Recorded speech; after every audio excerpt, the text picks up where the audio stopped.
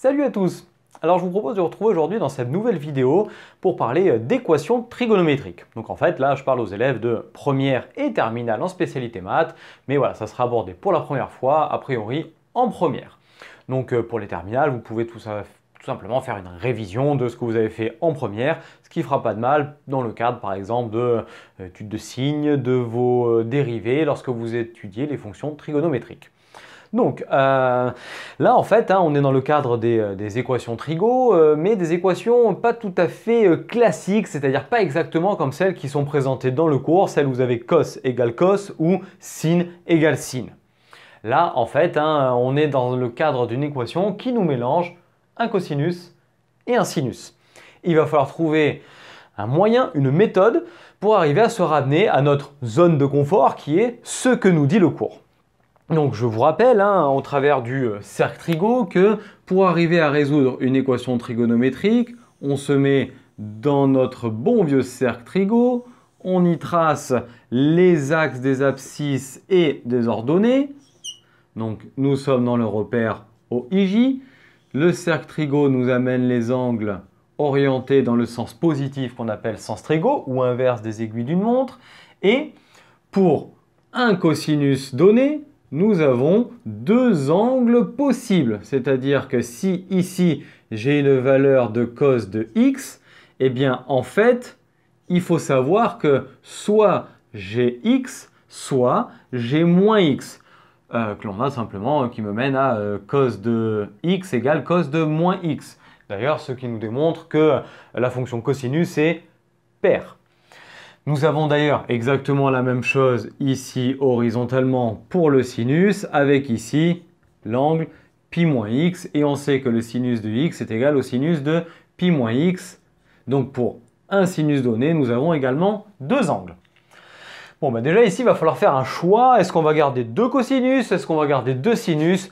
Peu importe, tant que vous êtes rigoureux dans votre façon de procéder, eh bien vous aboutirez au même résultat derrière.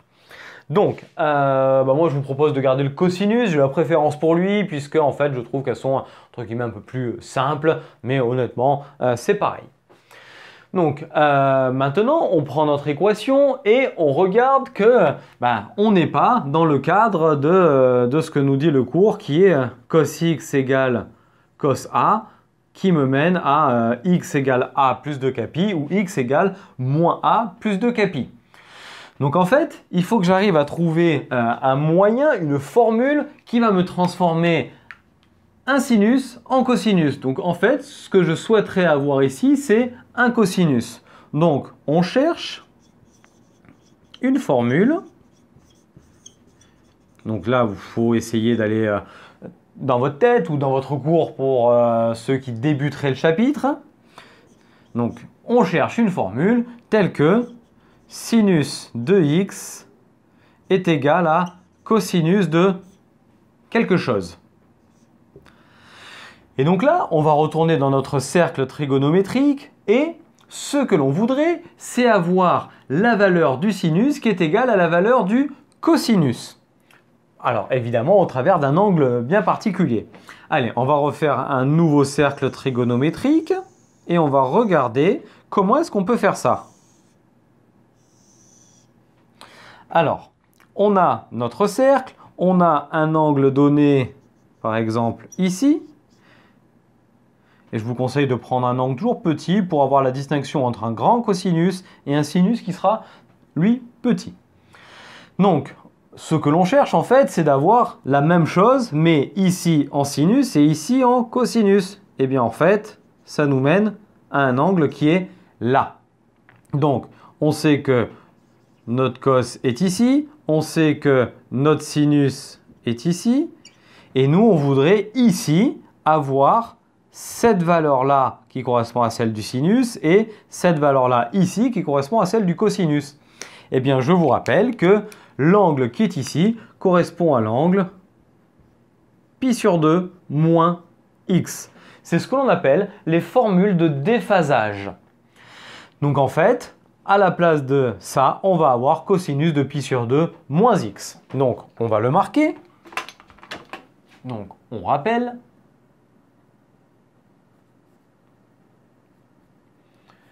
que, et donc on transforme ce sinus, c'est-à-dire au travers du cosinus comme ce que l'on voudrait ici, que cosinus de pi sur 2 moins x est égal à sinus de x. Donc notre équation, E, qui est celle-ci, peut être de la même façon résolue de manière tout à fait équivalente par cosinus de 2x est égal à, et à la place de sinus x, je mets cosinus de pi sur 2 moins x. Et là, on retourne dans la zone du cours qui me dit cos x égale cos a, et derrière ensuite la résolution que l'on sait faire. Donc ici, bien maintenant, on est dans une trame plus classique. Alors il faudra être un petit peu vigilant. Et attention, je vais faire une petite parenthèse là-dessus pour ceux qui penseraient éventuellement à quelque chose de faux. Cos de 2x, ça ne fait surtout pas 2 cos de x. Ça, c'est faux, archi faux, hein. Donc, ceux qui penseraient ça, vous le retirez de la tête et on évite ce genre de bêtises. Pour ceux qui auraient un langage un petit peu plus technique et rigoureux en maths, hein, la fonction cosinus n'est pas une fonction linéaire, n'est pas une application linéaire, ce qui fait que ça ne permet pas de sortir les constantes. Allez, ceux qui n'ont pas compris ça, c'est pas très grave, vous verrez ça plus tard dans le supérieur si vous faites des supérieurs scientifiques. Donc maintenant, on reprend notre équation. Bon, normalement, il faut que vous aligniez vos équivalents, mais je ne peux pas faire la petite remarque ici sur mon petit tableau et garder tout aligné. Donc maintenant, on se retrouve avec deux petites équations qui correspondent à 2x qui est égal à pi sur 2 moins x, et on n'oublie pas, plus 2 pi, ou 2x qui est égal à moins pi sur 2 moins x, plus 2 pi, avec k appartient à z. Important de préciser le domaine d'appartenance de k. Donc là, surtout, on ne s'arrête pas, on ne donne pas les solutions ici parce qu'on voit qu'il y a des x des deux côtés. Donc la première étape est, comme dans une équation du premier degré classique, d'arriver à isoler vos x. Donc en fait, il va falloir continuer à résoudre ces deux équations. Donc on arrive à 2x plus x, 3x, qui est égal à pi sur 2 plus 2 pi. Et pour celle-ci, moins x, ça fait plus x, et il passe de l'autre côté, ça fait moins x. Donc 2x moins x, x, est égal à moins pi sur 2 plus 2 pi, toujours en disant que k appartient à l'ensemble des entiers. Il ne nous reste plus qu'une étape, en tout cas pour celle du haut, parce que celle du bas, elle est aboutie. Il faut maintenant diviser par 3. Donc, équivalent à x est égal à, et on n'oublie pas de diviser par 3 et le pi sur 2 et le 2 pi. Pi sur 2 divisé par 3, pi sur 6, plus 2 pi sur 3, où celle du dessous est inchangée, moins pi sur 2 plus 2 pi, k appartenant à z. Ceci nous fournit les solutions dans l'ensemble des réels. Il nous restera à obtenir ensuite celle dans 0,2 pi. Donc, maintenant, on le marque. Dans R, S égale moins pi sur 2 plus 2 pi. Donc, ça veut dire plus des tours. Ou alors, pi sur 6 plus 2 pi sur 3. Tel que k appartient à l'ensemble des entiers. Et on n'oublie pas de marquer ça dans vos solutions. Allez, on encadre. On a fait la première partie de cette équation. Donc comme d'habitude, hein, dans R, en général, dans les solutions trigo, il y a toujours une infinité de solutions, plus ou moins des tours, où là, on est carrément à des 2/3 de tours, donc plus compliqué à visualiser lorsqu'on va venir se mettre dans 0,2 pi. Là, vos professeurs vous ont peut-être montré plusieurs méthodes là-dedans et je vous conseille de vous adapter à la leur. Alors, la méthode un petit peu simpliste qui reviendrait à dire tiens, je remplace K par 0, par -1, par 2. C'est un peu du tâton, je trouve, et je suis pas fan de ce genre de méthode où on tente. Je vous propose plutôt, si ils vous ont proposé de remplacer, dans ce cas-là, de faire un petit tableau dans lequel vous marquez pi sur 6 plus 2k pi sur 3 et vous faites un tableau avec k égale -2, -1, 0, 1, 2 et vous verrez que ça va vous faire apparaître l'ensemble des solutions et en fait, dès qu'une solution est plus grande que 2pi ou plus petite que 0, hop, vous les dégagez, vous arrêtez de calculer, ça va vous donner les solutions. Moi, je vais vous montrer une autre méthode qui va consister à chercher là où les valeurs de l'entier ou des entiers k pour que cette solution soit dans l'intervalle demandé qui est 0,2pi. Et ça, c'est entre guillemets une valeur sûre, un petit peu longue et fastidieuse, notamment pour ce genre d'équation-là où on ne le fera pas, puisque moins pi sur 2 plus 2k pi, c'est simple, c'est plus des tours. Donc il suffit de trouver pour quelle valeur de k, moins pi sur 2 plus 2k pi est dans 0,2pi et il n'y aura qu'une seule solution puisqu'on rajoute des tours. Et rajouter un tour veut dire tout simplement faire des tours complets de cercle. Donc à partir du moment où on a une solution, il n'y en a qu'une. Alors que là par contre, eh bien, vous allez voir que ça va vous mener à plusieurs solutions et pour être précis, rien que celle-ci va vous mener à 3 solutions. Et après, il faudra voir si ces solutions ne se marchent pas dessus. Donc maintenant, regardons la méthode pour les solutions dans 0,2pi. Et donc, on cherche k appartenant à z tel que... Et en fait, on va procéder par encadrement. Donc, tel que on a notre solution, pi sur 6 plus 2k pi sur 3, compris entre 0 hop, et le 2pi est strict, donc on ne met pas le égal en dessous. Et le but va être d'arriver, par opérations successives sur vos inégalités, à isoler k. Donc, première étape, on va diviser par pi, ce qui va donner 0 divisé par pi, 0, 1 sixième, 2k pi sur 3 divisé par pi, les pi s'en vont, il reste 2 tiers de k, donc plus 2 tiers de k, et pour finir, 2. Puis ensuite, pour continuer à chercher à isoler k, il va falloir retirer ce 1 sixième, donc moins 1 sixième. Je vous conseille de les marquer, ces étapes, sur le côté. C'est plus clair, plus lisible, et vos professeurs voient au moins ce que vous avez fait. Ce qui donne moins 1 sixième, puis 2 tiers de k, et pour finir, 2 moins 1 sixième. Que fait 2 moins 1 sixième? 2 fois 6, 12, moins 1, 11, donc 11 sixièmes. Dernière étape, il faut arriver à retirer le coefficient multiplicatif de k, donc il faut multiplier par son inverse, et l'inverse de 2 tiers, c'est 3 demi, donc fois 3 demi, équivalent à... Alors je vais vous marquer l'étape, mais si vous arrivez à l'avoir dans votre tête, très bien. Donc ça fait moins 1 sixième fois 3 demi, k, et 11 sixième fois 3 demi. Donc, ne vous lancez pas de tête baissée dans la multiplication du 6 fois 2 ici, puisqu'on a un 3 qui est en haut et qui simplifie le 6. Donc en fait, ici, on a le 3 et le 6 qui se simplifient et il me reste 2. Donc, on va plutôt marquer moins 1 sur 2 fois 2, donc moins 1 quart. Ensuite, k. Et ici, même remarque, je peux simplifier mon 3 avec mon 6, il me restait 2 et il me reste 11 quarts. Donc, pour que x qui est égal à pi sur 6 plus 2k pi sur 3 soit compris entre 0 et 2pi, il faut que k soit un nombre entier compris entre moins 1 quart et 11 quarts. Vous pouvez très bien faire un petit axe des réels pour visualiser ceci. Si ça vous aide, eh bien écoutez, n'hésitez pas surtout à le faire.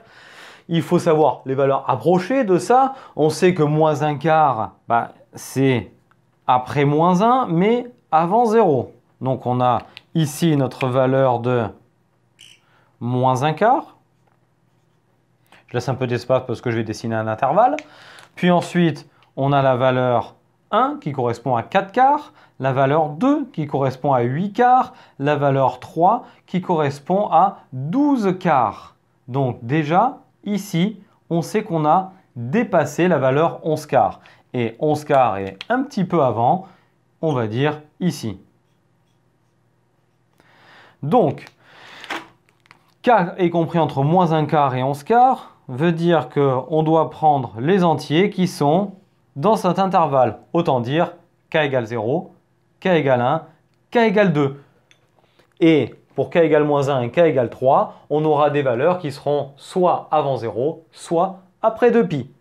Et arrivé ici, maintenant il n'y a plus qu'à donner les valeurs correspondantes à K. Donc déjà, on le marque.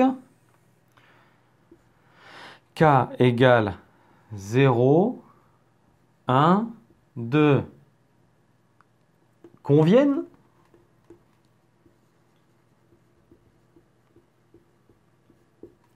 Et maintenant, ce que l'on fait, c'est qu'on va marquer pour K égale 0, X égale, puis pour K égale 1, puis pour K égale 2. Donc, pour K égale 0, on a X qui est égal à pi sur 6, plus 2 fois 0 pi sur 3, donc pi sur 6. Puis, pour K est égal à 1, on va avoir X qui est égal à pi sur 6, plus 2 fois 1 fois pi sur 3, donc plus 2 pi sur 3.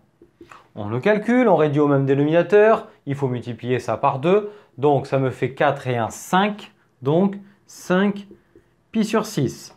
Et pour finir, la dernière, pour K est égal à 2, X est égal à pi sur 6 plus 2 fois 2, 4, donc 4 pi sur 3. Et même remarque, on réduit au même dénominateur en multipliant par 2, donc 2 fois 4, 8 et 1, 9, ce qui me donne 9 pi sur 6. On n'oublie surtout pas de simplifier. 9 pi sur 6, on peut simplifier tout ça par 3 et ça me fait 3 pi sur 2. Nous avons donc ici nos 3 solutions pour celle-ci.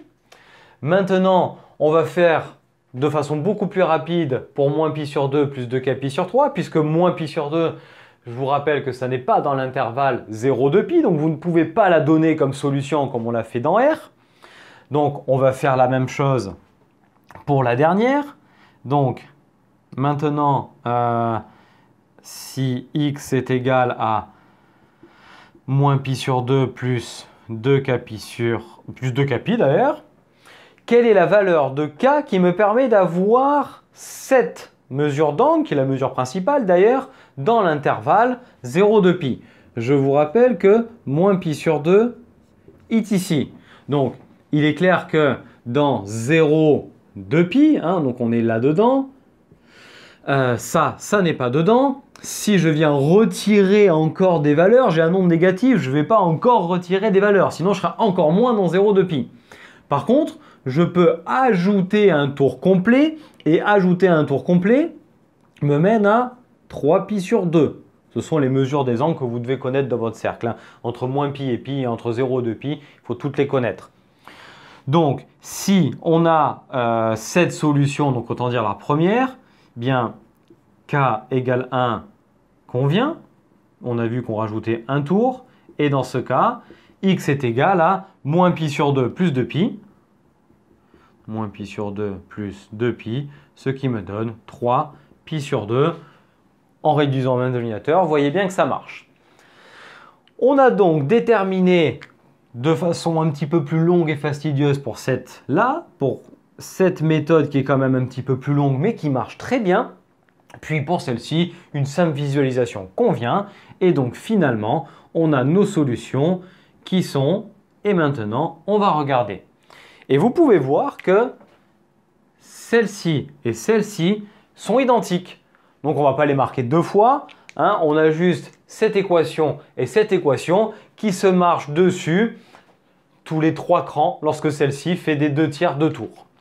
Donc, on va marquer nos solutions dans l'ordre croissant, pi sur 6, puis 5 pi sur 6, et pour finir, 3 pi sur 2. Nous avons donc 3 solutions à l'équation initiale posée dans l'intervalle 0,2 pi. Donc les solutions dans R qui sont toujours beaucoup plus rapides à obtenir, puis les solutions dans l'intervalle demandé qui sont soit rapides si on a des 2 capis. Par contre, dès que vous allez avoir ici des autre chose que des 2 capis et des capis, qu'il y aura des 2 capis sur 3, sur 4 ou autre, ça sera plus chiant et il faudra que vous ayez une bonne méthode rigoureuse pour arriver à démontrer vos solutions. Bon, eh bien écoutez, là on vient de voir donc un nouveau type d'équation trigonométrique. Donc vous pourrez très bien aller voir un type un petit peu plus simple qui mélange 2 cosinus mais qui sont opposés au niveau du signe. Donc ça c'est une autre vidéo dans laquelle vous pourrez voir ce type d'équation trigo. Et puis vous pouvez également, pour compléter votre formation sur la trigonométrie, en tout cas je pense pour reprendre des bases parce que vous les avez faites avant dans votre chapitre, revoir les inéquations trigo, et c'est ce que l'on vous met en petite vignette à la fin de la vidéo. Vous pourrez cliquer dessus et avoir accès à cette méthode qui se repose essentiellement sur la visualisation de votre cercle. Bien écoutez, j'espère que ça vous a aidé à mieux comprendre et que cette vidéo vous a plu. Si tel est le cas, n'hésitez pas à nous lâcher un petit pouce vers le haut. Vous pouvez également vous abonner à notre chaîne en activant la cloche. Ça vous permettra d'avoir les notifications de toutes les vidéos qu'on publie chaque semaine. Et vous pouvez également suivre tout ça ainsi que toutes nos publications et nous suivre sur les réseaux sociaux Facebook, Instagram, sur le net. Et d'ici à notre prochaine vidéo, je vous souhaite à tous une très belle journée et je vous dis à très bientôt. Allez, ciao à tous!